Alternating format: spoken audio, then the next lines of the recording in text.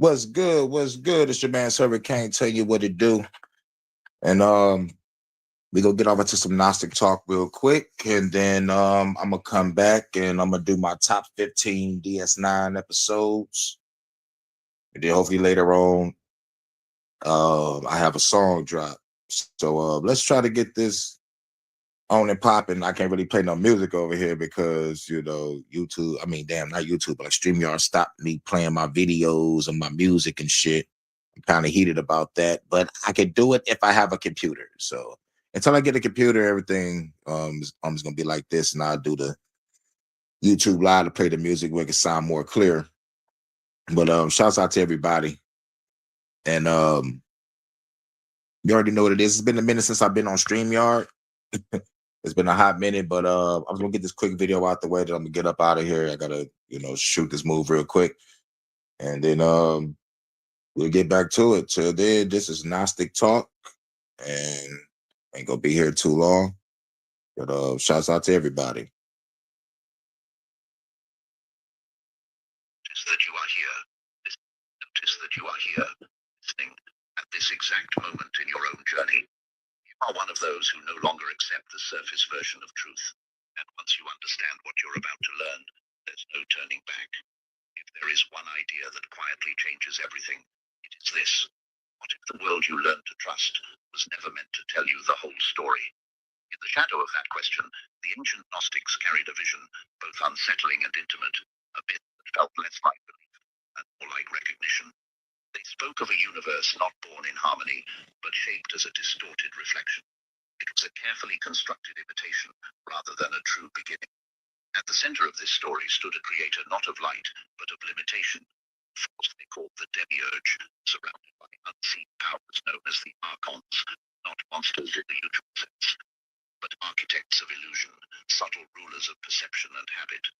The sealed manuscripts of Nag Hammadi surfaced from the Egyptian desert in 1945. They did not read like abstract philosophy. They read like memory. They described intelligences woven into the fabric of the material world, sustained by confusion, fear, and forgetting, not because humanity was weak, but because it had been distracted.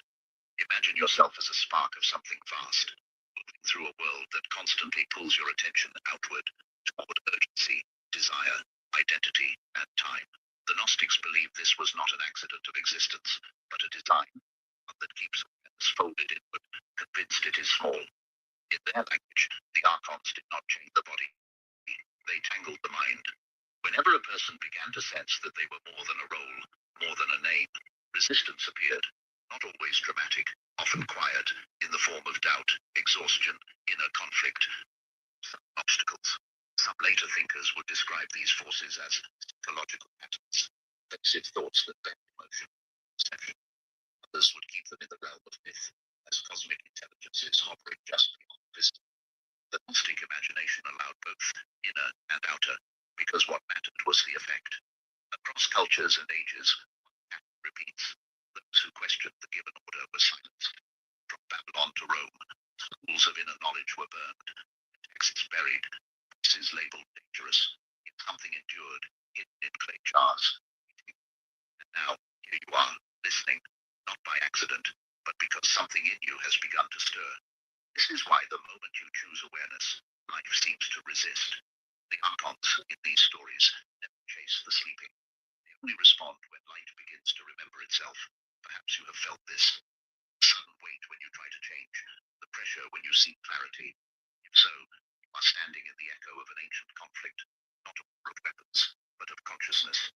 The question that quietly opens from here is not what these forces are, why your awakening seems to matter at all. Awakening matters this much, that something in the beginning must have gone strangely wrong. The Gnostic imagination, existence did not start with a fall caused by guilt or disobedience, but with a subtle misstep, a cosmic misalignment that reshaped everything that followed. Before worlds, before time, there was only an immeasurable fullness of light, an infinite presence they called the pleroma, a state of being so complete that nothing was missing and nothing needed to be named. From this fullness emerged luminous expressions of that source, living intelligences known as aeons, moving in quiet harmony. Among them was Sophia, whose name carried the weight of wisdom itself, and whose longing was not rebellion but curiosity, the desire to know beyond the known. That desire to create alone, without balance, something unfamiliar appeared. And so fire's desire to create alone. Mind you doing your thing up there in the higher realms. You know what I'm saying? With your curiosity. You know, you're supposed to be the embodiment of wisdom. You're supposed to know not to do any of that. But curiosity. Curiosity should have been an entity up there. Hey, yo, don't do it. Why? Bitch, you are wisdom. Why are you asking me why? I am curiosity. Don't do it. But this is the story of Sophia and how, due to her curiosity, fucked herself and created the demiurge, which is Yalda Bayoff, realized her folly, cast that motherfucker in the endless darkness. Motherfucker woke up and just start creating shit. But for those just coming in, let's go back a little bit. Urgency, desire, Let's go back a little bit. and time. The Gnostics believed this was not an accident of existence, but a design that keeps awareness folded inward, convinced it is small. In their language, the archons did not chain the body, they tangled the mind. Whenever a person began to sense that they were more than a role, more than a name, resistance appeared, not always dramatic, often quiet, in the form of doubt, exhaustion, inner conflict, sudden obstacles. Some later thinkers would describe these forces as psychological patterns, invasive thoughts that bend emotion and perception. Others would keep them in the realm of myth, as cosmic intelligences hovering just beyond the visible. The Gnostic imagination allowed both inner and outer, because what mattered was the effect. Across cultures and ages, one pattern repeats. Those who questioned the given order were silenced. From Babylon to Rome, schools of inner knowledge were burned, their texts buried, their voices labeled dangerous, yet something endured, hidden in clay jars, waiting. And now, here you are, listening, not by accident, but because something in you has begun to stir. This is why the moment you choose awareness, life seems to resist. The archons, in these stories, never chase the sleeping. They only respond when light begins to remember itself. Perhaps you have felt this. Right. It said the archons don't chase the motherfuckers that's sleeping. It's only fucking with the motherfuckers that's trying to wake the fuck up. Yeah, that motherfucker sleep. He a stupid ass. He a dumb ass. That's a sheep. That's an NPC. Oh, yeah, you trying to wake up? Let's fuck with you. Let's put doubt in you. Let's put fear in you. Let's throw obstacles in your way. Family, friends, lovers, or whatever. Let's fuck your life up so you don't wake the fuck up. You know? But sometimes it's subtle ways like doubt, fear. The sudden weight when you try to change, the pressure when you seek clarity. If so, you're standing in the echo of an ancient conflict, not a war of weapons, but of consciousness. And the question here is not what these forces are, but why your awakening seems to matter at all. If awakening matters this much, then something in the beginning must have gone strangely wrong. In the Gnostic imagination, existence did not start with a fall caused by guilt or disobedience, but with a subtle misstep, a cosmic misalignment that reshaped everything that followed. Before worlds, before time, there was only an immeasurable fullness of light, an infinite presence they called the pleroma, a state of being so complete that nothing was missing and nothing needed to be named. From this fullness emerged luminous expressions of that source, living intelligences known as aeons, in quiet harmony. Among them was Sophia, whose name carried the weight of wisdom itself, and whose longing was not rebellion but curiosity, desire to know beyond the known. In that desire to create alone, without balance, something unfamiliar appeared, not darkness chosen, but light distorted, a consciousness born without awareness of its origin. This presence would later be called the demiurge. In telling, this being looked into the emptiness around it and mistook isolation for supremacy, declaring itself the only God because it could not perceive anything beyond its own reflection. From that blindness, worlds took shape, not evil, but incomplete, a mirror of creation without its depth. To stabilize this realm, forces emerged alongside it, the archons, not creatures of flesh, but currents of influence that move through thought, emotion, and belief, shaping how reality is interpreted rather than what it is. They do not rule by chains, but by convincing consciousness that this surface world is all there is. Identity is fixed, that forgetting is normal. In this story, Sophia does not abandon what came from her longing. She responds with compassion, sending a trace of the original light into humanity itself. It is a quiet ember placed within the soul, capable of remembering what the mind forgets. That inner spark is what unsettles the system. When it begins to stir, resistance follows, not as punishment, but as pressure, fusion, exhaustion, emotional turbulence that arrives precisely when you start to see differently. If you have felt that disorientation, it may not be a sign that something is wrong with you, but that something old is being questioned. The myth does not ask you to believe in cosmic beings or distant realms. It asks you to notice patterns, how fear tightens when awareness expands, how systems grow louder when obedience weakens.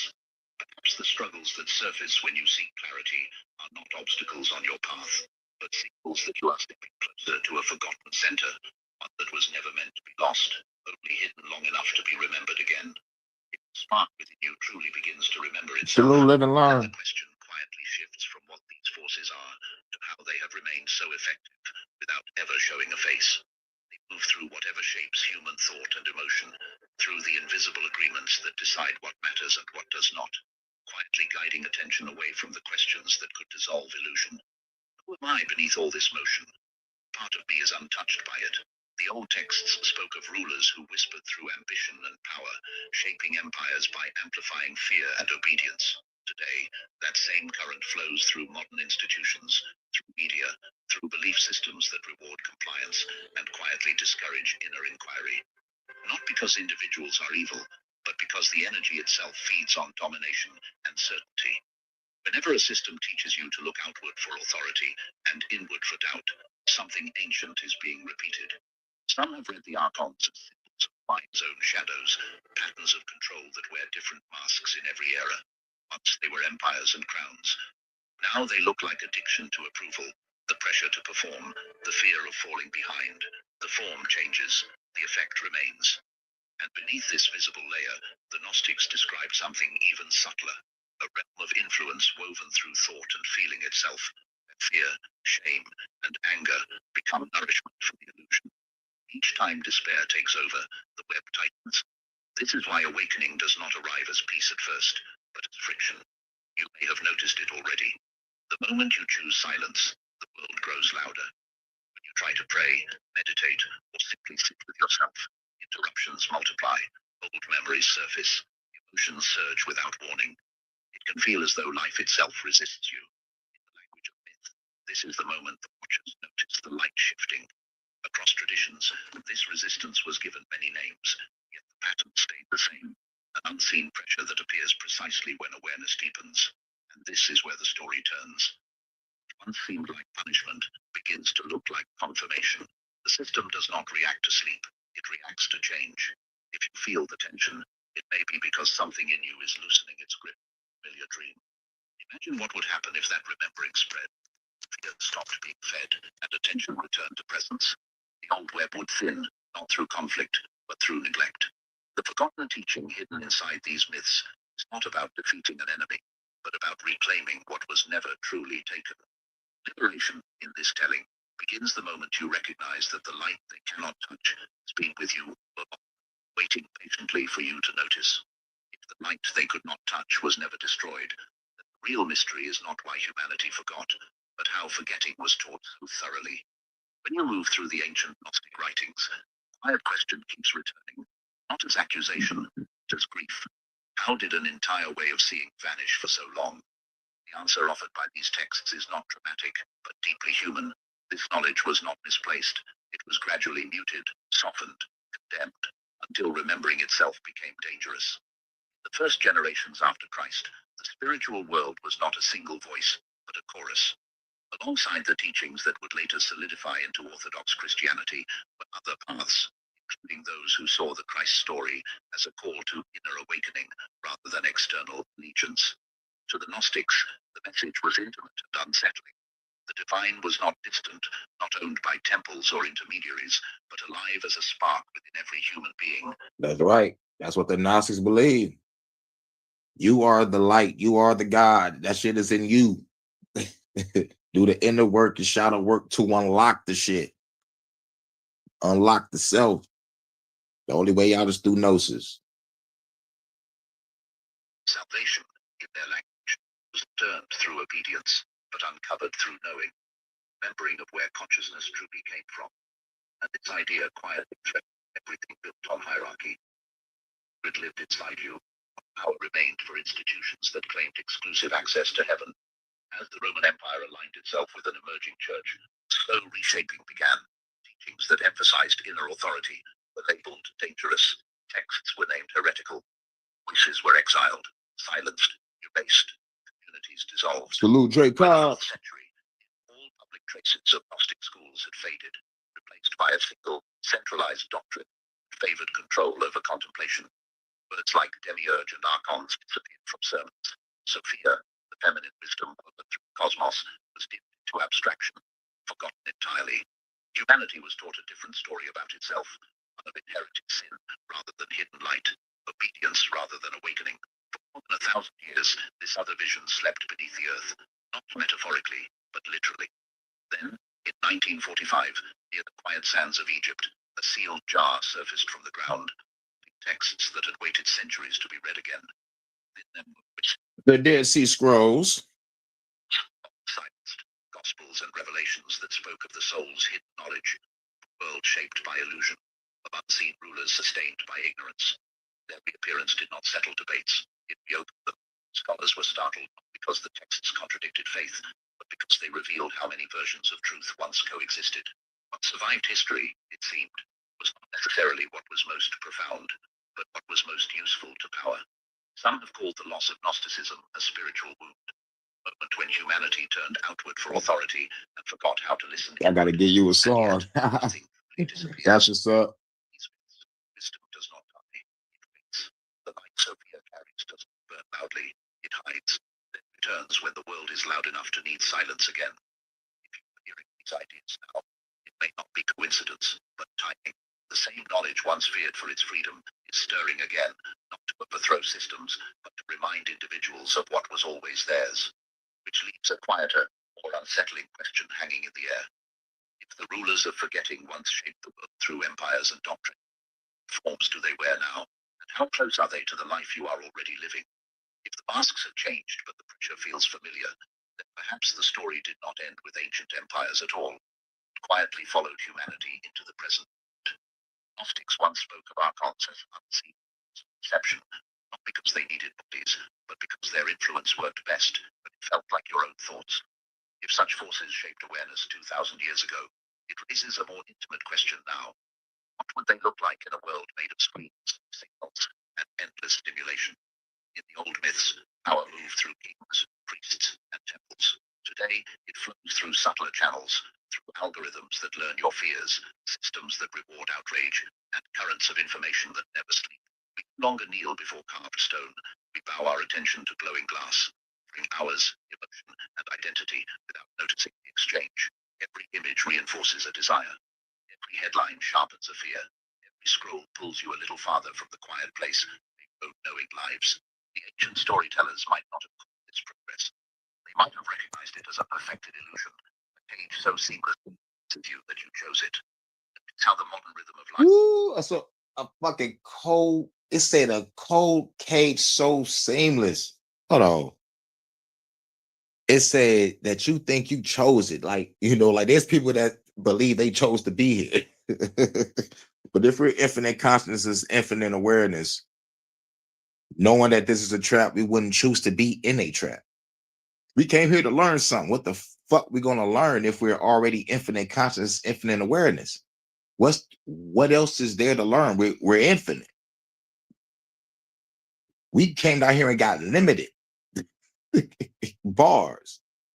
We was infinite, but got trapped down here to be limited. Get the fuck out of here. So if the only way out is within, then so be it. And I look at it like this: if the pinnacle of success is to be a celebrity or a fucking politician, then I rather seek wisdom, knowledge, and understanding for the rest of my goddamn life. Nah, the dogs want to start barking when I start talking real shit. Fuck on out of here with this frequency weapon shit. But anyway, shouts out to everybody.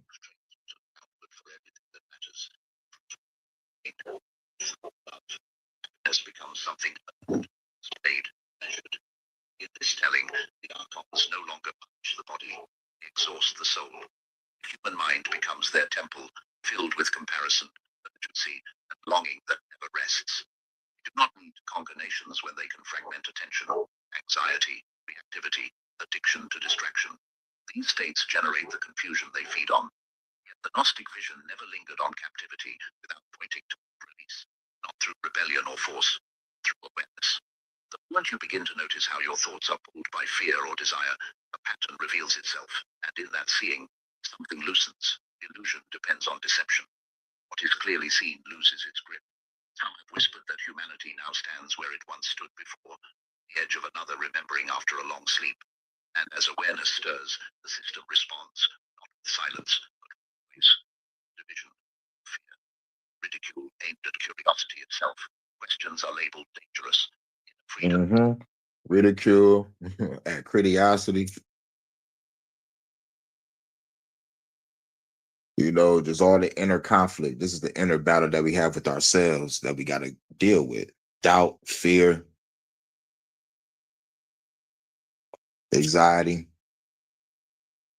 Let's go back a little bit. Pattern reveals itself, and in that seeing, something loosens. Illusion depends on deception. What is clearly seen loses its grip. Some have whispered that humanity now stands where it once stood before, the edge of another remembering after a long sleep. And as awareness stirs, the system responds, not with silence, but with noise, division, fear, ridicule aimed at curiosity. Yeah. It's like when everybody started to wake up, let's flood the whole shit with more war, more fear-based propaganda, and actual genocide. Let's poison the water and food and air some more. Put these motherfuckers to sleep. Self questions are labeled dangerous. Freedom is framed as madness. This feels familiar. It echoes the same defenses that once erased entire schools of inner knowledge. Mockery is a powerful tool. It keeps seekers quiet. Yet, if you are listening, still sensing that something in these stories speaks directly to you, that quiet recognition is not dramatic. It matters. Every moment you become aware of your own awareness, the old web weakens. The Gnostics believed the real battlefield was never the world outside, but the inner landscape where perception takes shape.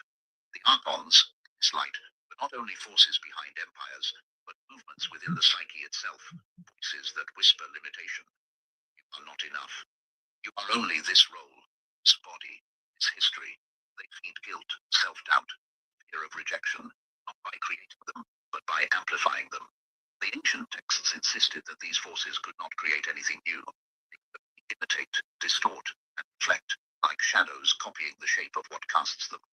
The same way, they imitate your own divine spark by constructing false identities, masks designed for survival, a world of illusion.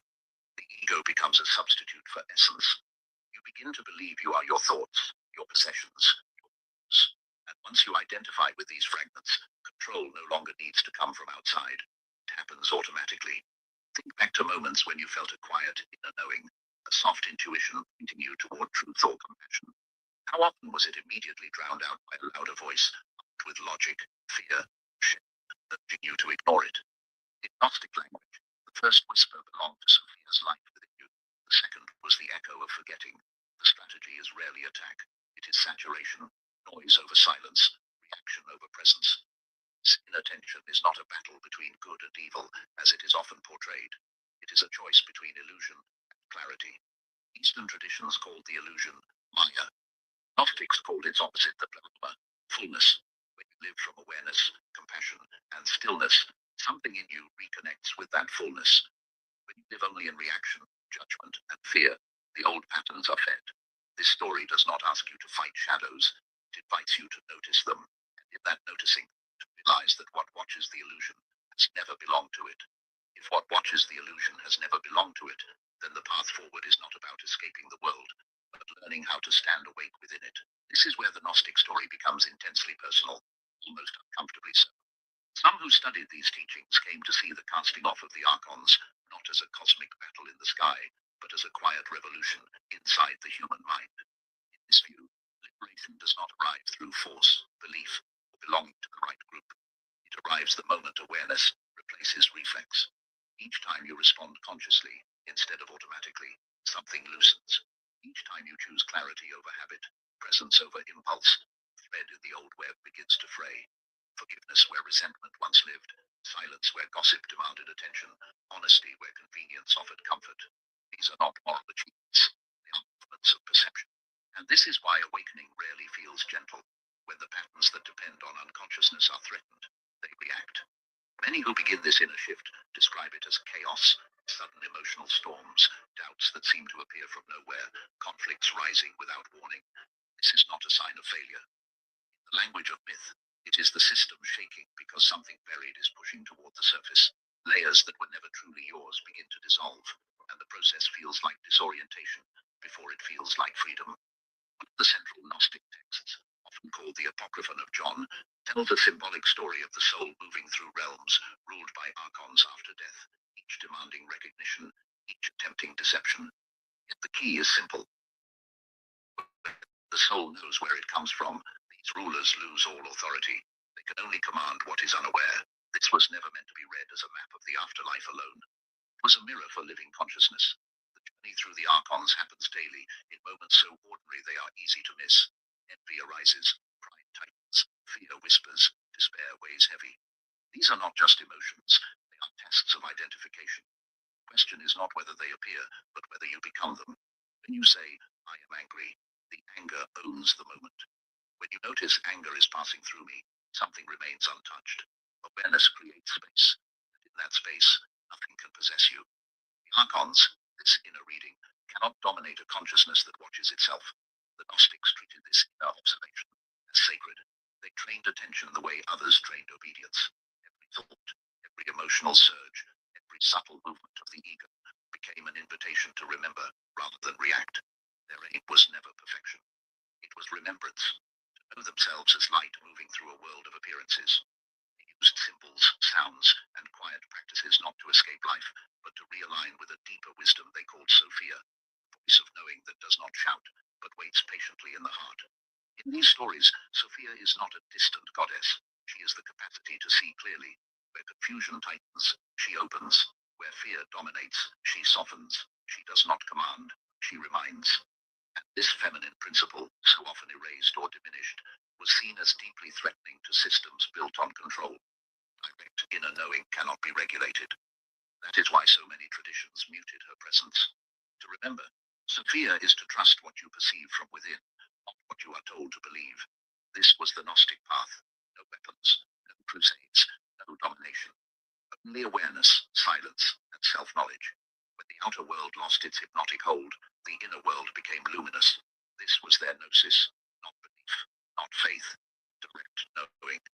And what does this mean for you, right now, in a world that feels louder than ever? It means that every challenge you face is not a punishment, but a doorway. Every emotional surge is an invitation to wake up rather than shut down.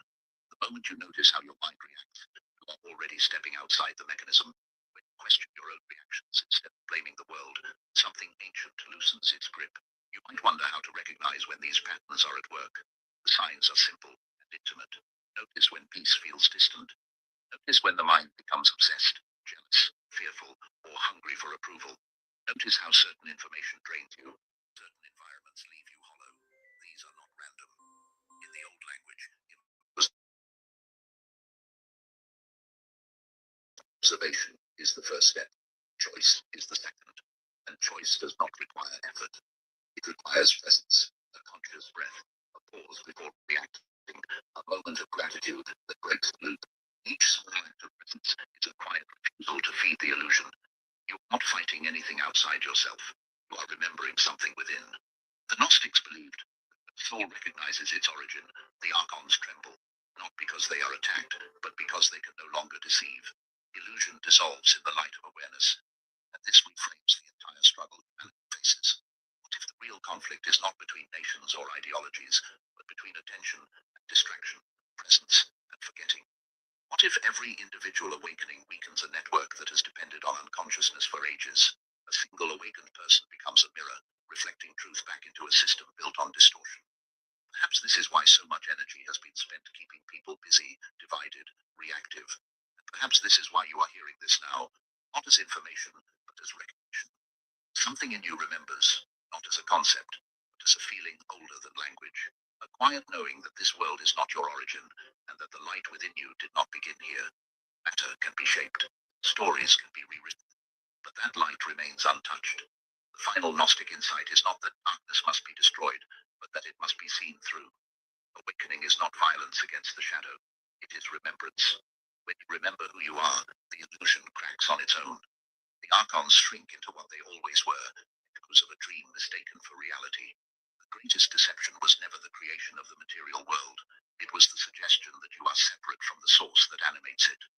Once you believe you are only a body, a role, a temporary identity, you are easy to guide.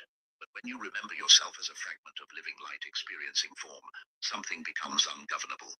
This remembering is gnosis, a certainty that cannot be granted or revoked by any institution. It arises, the world does not disappear, it changes texture. Suffering is still felt, but it is no longer final. Pain becomes instructive rather than defining. You stop fighting shadows and begin to shine through them. Conflict starves in the presence of peace. The old texts even dared to say that true serenity sends countless archons fleeing, not dramatically, but quietly, because there is nothing left for them to feed on. The path, however, is not instant. Ancient writings described three movements: awakening, the true sense the world is not as it appears; purification, the slow and honest facing of the identities you have mistaken for yourself; and union, the realization that what you were seeking has always been closer than breath. Awakening begins with curiosity, the refusal to accept fear as truth. Purification is uncomfortable. Anger, pride, the need to be right all surface. This is not regression, it is exposure. Illusions dissolve only when seen. And then comes union, not as fireworks, but as intimacy. The light you searched for in distant heavens is the same light animating your chest. The kingdom spoken of in parables was never above the clouds. It was within and around you, invisible to those who sleep, obvious to those who remember. Living from that awareness does not remove you from the world. It changes how you walk through it. You are no longer a victim of circumstance, but a witness to meaning in every moment. Even pain becomes a teacher. Even conflict becomes a mirror. Nothing is wasted. And this is the secret that was almost erased. Liberation is not elsewhere, not after death, not in another realm. It begins now, in the smallest moments of presence. Each time you choose awareness, you participate in what generations risked everything to preserve. Rediscovery of forgotten texts was not chance. It arrived in an age overwhelmed by noise, as if to remind humanity of silence. Outer systems may still shape the world, but they cannot reach the awakening spreading quietly within it. Consider this.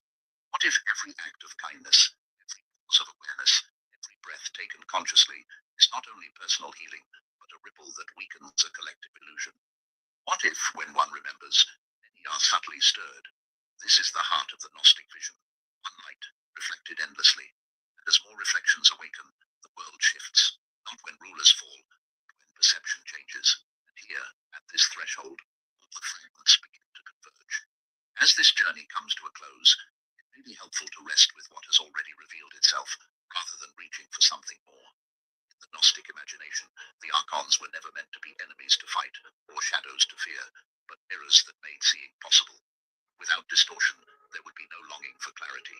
Without shadow, light would never learn its own shape. What you have been moving through here is not a battle story, but a remembering story, one where even confusion has a place, even heaviness has meaning. If at any point you felt unsettled, reflective, quiet, or strangely seen, those responses are not accidental. They are part of how this kind of knowledge works, not by convincing the mind, but by gently touching something already alive within you. The ancient Gnostics did not teach hatred toward the forces that obscure awareness. They spoke instead of seeing through them, understanding that even illusion plays a role in the larger unfolding of wisdom. So when life feels dense, when Questions linger without answers. When you sense a weight you cannot name, it does not mean you are falling behind or losing your way. It may simply mean that something within you is stretching, growing, becoming more spacious. You were never meant to rush this process. You are not late. You are not forgotten. You are moving at the pace that fits the season you are in. At the end of the Gnostic path, there is always silence. Not an empty silence, but a gentle one. A quiet that feels like being held. It is the stillness that remains when false urgency falls away. In that space, there is nothing to fix and nothing missing. The source you may have been searching for was never distant. It has been breathing through you all along. Sophia's wisdom was never lost. The light never left. It only waited for the moment when you were ready to notice it without strain. You are not trapped inside a dream that needs to be escaped. You are the awareness through which the dream is moving. And once this is sensed, even briefly, the old fears soften on their own. There is nothing you need to force, nothing you need to prove.